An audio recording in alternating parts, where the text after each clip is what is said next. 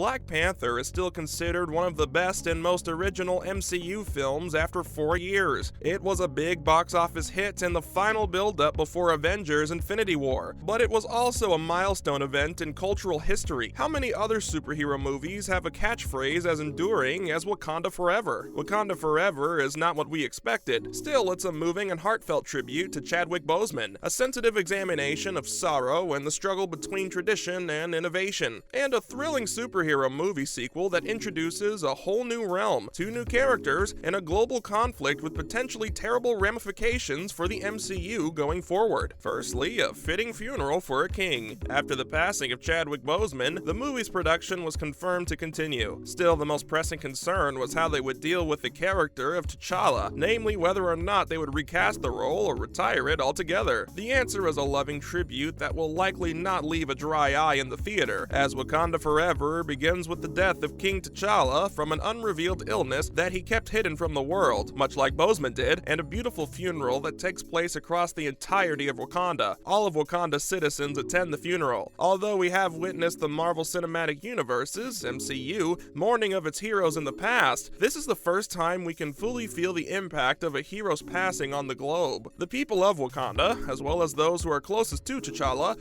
are going through a difficult time right now. There's Shuri, who sought to heal her brother by recreating a heart-shaped herb that gives him the ability to transform into the Black Panther, but was ultimately unsuccessful. And then there's Queen Ramonda, who lost both her husband and her firstborn child, and she is in a great deal of pain as a result of their departure. The death of T'Challa is not only the emotional backbone of the entire movie, but it also has significant ramifications, both for the tale and the more excellent Marvel Cinematic Universe, since the loss of Wakanda's guardian leads to worldwide conflict. Next, the world operates as usual. Even before T'Challa was dead, the fact that Wakanda opened its doors to the outside world brought that country just as many problems as it did benefits. Ryan Coogler concedes in this scene that a government based in Africa that not only possesses the most deadly weapon in the world, but also possesses the most influential metal in the world, will surely be the target of other countries interested in stealing vibranium. After being accused by the United States and France of not sharing her resources with the rest of the world in a speech delivered before the United Nations, Queen Ramonda reveals this information to the audience in an address that is both forceful and moving. She instead exposes several attempts to take weaponry from Wakandan outreach facilities, which have been the target of multiple attacks. As the film touches on the authentic history of war fueled by a desire for the resources of other countries, this may be the most cutting piece of political criticism that has been included in a Marvel movie since the first Iron Man. This pays off the story arc from the previous film and the struggle between interventionism and isolationism, showing the consequences of T'Challa's actions while simultaneously setting up a major international conflict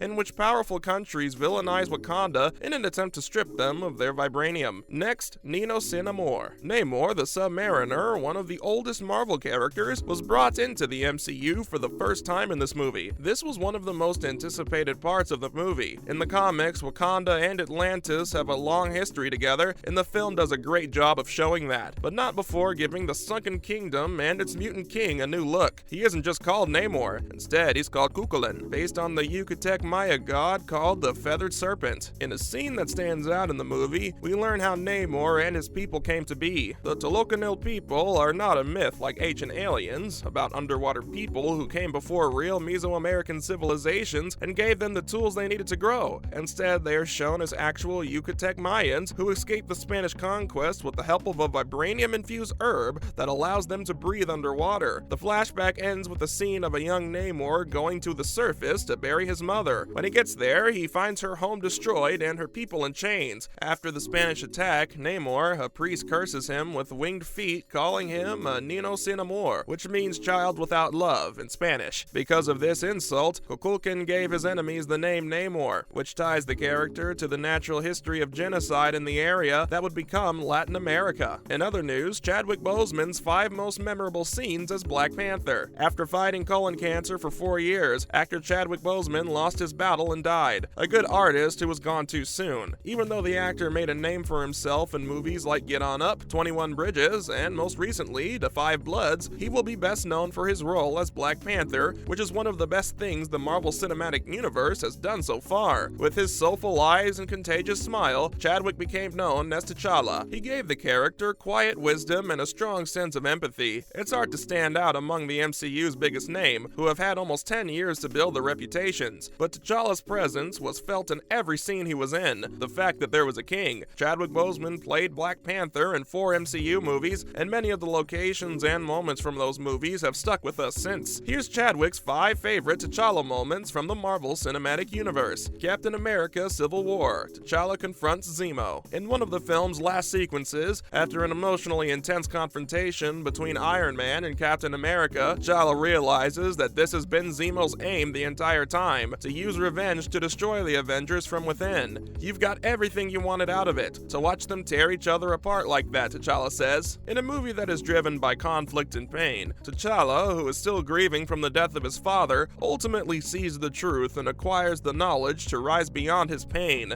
This occurs towards the end of the movie. He decides to save Zemo's life, even though Zemo was the one guilty of his father's passing. You have become obsessed with vengeance. They are being devoured by it. I'm done letting it dominate me, he explains. It is the time when a son who is grieving can look past his wrath. A hero is someone who triumphs through adversity. A man is crowned as king. Black Panther: T'Challa faces his father. T'Challa returns to confront his father after discovering Eric Killmonger's solid background and how he was abandoned by his people. Having finally understood the difficulties with Wakanda and his father's reign, it's difficult for a nice man to be king, remarks the elder Panther King earlier in the film. T'Challa, on the other hand, accomplishes precisely that. He prioritizes doing the right thing over everything else, including his father, who has never disappointed him. Chadwick Boseman immortalized T'Challa's range for the person he loved the most, reaching out in anguish as he shouts, "You were mistaken. You were all mistaken in turning your backs on the rest of the world. We let our fear of being discovered keep us from doing what is right. No more." He has finally decided what type of monarch he wants to be. Wakanda for everyone, not just Wakanda forever. Black Panther: Sunrise. T'Challa demonstrates extraordinary empathy while overcoming his opponent, who attempted to destroy everything he loved. In Killmonger, he sees a victim, one whose life and circumstances have pushed him to become the monster that he is. T'Challa's eyes are filled with regret after defeating Killmonger by plunging a blade through his armor. The agony of wishing there was another option, T'Challa fulfills Killmonger's dying wish to behold a Wakandan sunrise, the beauty he'd only read about in fiction in his final moments. It is a turning point in T'Challa's life and reaffirms his most crucial decision as king, to share Wakanda's vast resources to help improve the world. Black Panther: Who are you? T'Challa visits Oakland, Killmonger's hometown, in Black Panther's last scene. He informs Shuri he bought nearby buildings for a Wakandan outreach center. He then reveals his hovering ship to nearby children. One doesn't run on the boat, but asks T'Challa, "Whose is it? Who are you?" T'Challa smiles. It's a man, king, and actor who sensed change was coming. A man's smile meant happier days for the boy. Avengers Endgame: Yimbambe. All fallen characters return in a memorable scene. The first to emerge is T'Challa. It was inevitable. He represented hope and the future. His final Yimbambe battle cry reverberated in cinema theaters worldwide. An unforgettable moment. R.I.P. King. We have gotten to the end of this video. Kindly drop your thoughts in the comments section. Thank you for sticking around till the end. We hope to see you in the next video.